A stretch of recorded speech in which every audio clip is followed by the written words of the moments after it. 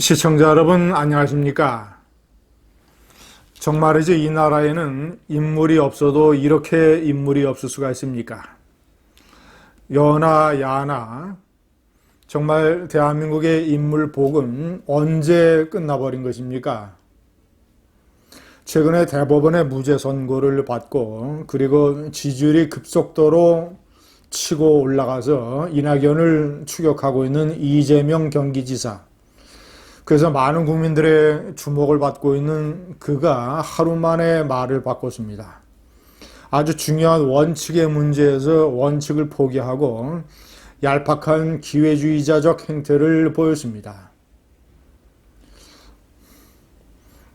허공에 뱉은 침방울이 사라지기도 전에 국민을 개돼지나 바보 수준으로 아는, 정말이지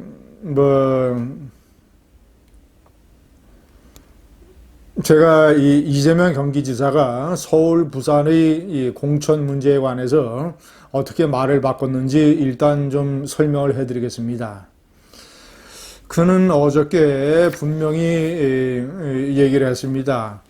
주요한 이 민주당의 대권 주자나 당권 주자 중에서 유일하게 먼저 서울과 부산에 공천을 해서는 안 된다. 장사꾼들도 소비자의 신뢰를 잃지 않기 위해서 이 약속을 지킨다. 더군다나 이렇게 얘기를 했습니다. 어제는 아프고 손실이 크더라도 약속을 지키는 게 맞다. 당규를 통한 대국민 약속은 지켜져야 한다. 무엇보다도 당헌 당규라는 이 문서로 국민들에게 약속한 것이기 때문에 지켜야 한다. 원칙을 지켜야 한다라고 얘기를 했습니다. 자, 그래 놓고 무슨 협박을 받고 또 무슨 얘기를 들었는지 모르겠지만 아무래도 이제 저는 많은 협박을 받았을 거라고 생각을 합니다. 더군다나 이 좌파 시민단체들, 박원순 체제 하에서 서울시가 완전히 물주가 돼서 서울시라는 숙주로부터 이 영양분을 쭉 받아들였던 이 좌파 시민단체들, 많은 지원을 받았던, 자, 이런 단체들이 만약에 서울시장을 민주당에서 공천을 하지 않고 미래통합당에서 차지하게 된다면 아무리 1년밖에 남지 않은 시장이라 하더라도 그 시장이 좌파 박원순이 시행을 했던 많은 정책을 바꿀 터이니까, 특히 예산의 조정을 통해서 좌파 시민단체에게 갔던 일종의 퍼주기 예산들, 이 좌편향된 이 지원금들, 이런 것들을 대거 바꿀 테니까 얼마나 많은 협박을 받았겠습니까? 또 친문, 대깨문, 골수 민주당원들, 서울을 어떻게 미래통합당에 내줄 수 있느냐라는 항의와 질책과 이런 협박을 얼마나 받았겠습니까? 그러나 그 정도 협박이나 이런 걸 받는다고 해서, 아니 받을 줄 몰랐습니까? 그런 거 생각하지 않고 본인이 국민들에게 이렇게 큰 소리 쳤습니까? 하루 만에 말을 바꿔가지고 이런 식으로 국민을 조롱하고 있습니다. 나는 서울 부산시장 무공천을 주장한 바가 없다. 자, 페이스북에 글을 올렸습니다. 당규를 통한 대국민 약속은 지켜져야 하지만 약속 파기가 불가피하다면 형식적 원칙에 매달려서도 안 된다. 공당의 대국민 약속이자 자기 약속인 무공천을 어기는 것이 불가피하다면 어겨야 한다.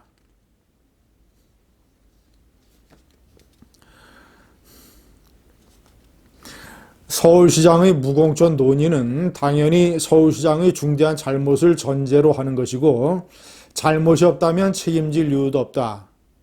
모든 논의는 사실이라면을 전제로 한다. 자, 두 번째 논리는 이렇습니다. 하나는 박원순 서울시장이 중대한 잘못을 저질렀다라는 이 증거가 없다라는 식으로 얘기를 하고 있습니다. 지금 두 번째 논리는 이렇습니다. 당헌당규 원칙을 지키는 것이 청산되어 마땅한 적폐 세력의 어부지리를 허용함으로써 서울시정을 후퇴시키고 적폐 귀환 허용의 결과를 초래한다면 현실을 선택하는 것이 더 낫다. 두 가지 엉터리 견강부회의 논리를 들이대면서 자신의 말을 하루 만에 바꾸고 있습니다. 아니, 중대한 잘못을 저질렀다는 것을 전제로 해야 된다라고 하는 얘기는 이 경찰이 공소권 없음으로 일단 사건을 종결했기 때문에 박원순 시장의 중대한 잘못이 아직 채 증명되지 않았다라는 얘기 아니겠습니까? 아니, 오늘 피해자 측에서 2차 기자회견을 해서 어떻게 서울시 측이 이 문제를 깔아뭉갰는지, 어떻게 서울시 측이 피해자들로 입을 닫고 참으라고 했는지가 세상에 또 적나라하게 드러났는데, 아니, 무엇보다도 박원순의 자살이라고 하는 게 박원순이 스스로 중대한 잘못을 어떻게 인정한 것인지가 다 증명되는 것인데, 이게 중대한 잘못이 있다라는 것이 증명되지 않았다라는 논리를 펴고 있습니다. 두 번째는 민주당에서 공천을 내지 않으면 미래통합당에서 서울시장을 맡게 되고, 그러면 적폐 세력이 귀환하는 것이다. 그러므로 현실적인 선택을 해야 된다라는 또 말도 안 되는 견강부회를 국민 앞에 내놓고 있습니다. 아니, 민주당에서 당원 당규를 애초에 그렇게 만들 때 자기네들의 규책 사유가 있는 그런 지역에서 보궐선거에 후보를 내지 않으면 미래통합당, 자유한국당이 당연히 승리한다는 걸 몰랐습니까? 아니, 그 전제하에 미래통합당, 자유한국당에게 그 자리를 내줄지언정 원칙을 지키겠다라고 해서 당원 당규를 그렇게 만든 것 아니겠습니까? 그런데 이제 와서 현실적으로 미래통합당이 그 자리를 차지하게 되니까 적폐 세력의 귀환이요 어부질이다라는 희한한 논리로 민주당이 쓴 당원 당규를 이재명이가 자기가 뱉은 말을 24시간도 안 돼요. 이런 식으로 지워버리고 있습니다.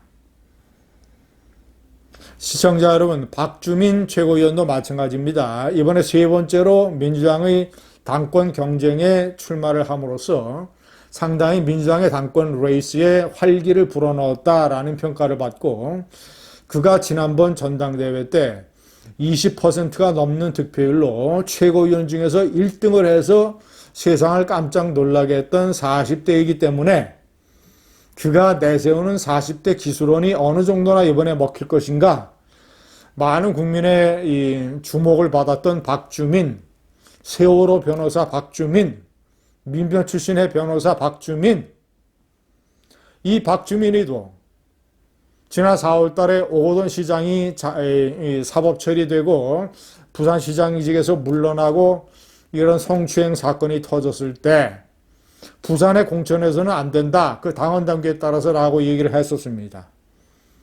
그런데 이제 그가 이번에 서울 부산의 공천 문제에 어떤 입장을 취하는가가 상당히 주목을 받았었는데, 기가 막히게도 3개월 만에 입장을 바꿔서 갈 때도 보다도 못한 40대가 벌써부터 기회주의적인 처신을 하고 있습니다. 박주민이는 이렇게 말을 바꿨습니다. 무조건 후보를 내면 안 된다고 말하기 곤란하다. 부산 서울 유권자가 거의 1,500만 명이나 되기에 유권자에게 선택 기회를 드리고 또 선택을 받음으로써 책임지는 모습을 보이는 것이 공당의 모습 아닌가 고민해야 된다. 서울시장까지 보궐선거를 치러야 하는 이 상황은 이전과는 정치적 의미가 굉장히 달라졌다.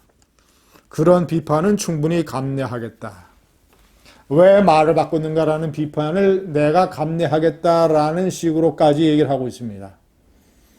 이 논리도 황당무계한 논리가 아닐 수 없습니다. 아니, 유권자 수에 따라서 유권자 수가 100만이면 후보를 안 내도 되고, 1,500만이니까 후보를 내야 되고, 부산 500만이니까 500만, 400만, 500만이니까 후보를 안 내도 되고, 서울시장은 1,000만이니까 후보를 내야 되고, 이따위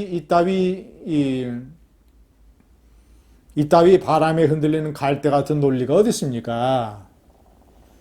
유권자 수하고는 아무런 상관없이 설사 유권자가 100명이든 유권자가 100만 명이든 아니면 유권자가 2천만 명이든 원칙은 우리가 중대한 잘못을 저질러서 보궐선거를 하니까 그 귀책 사유로 국민에게 사죄하는 뜻에서 후보를 내지 않는다는 게 당헌 아닙니까?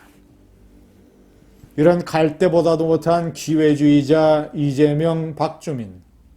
대한민국은 인물복이 이렇게 없습니다. 감사합니다.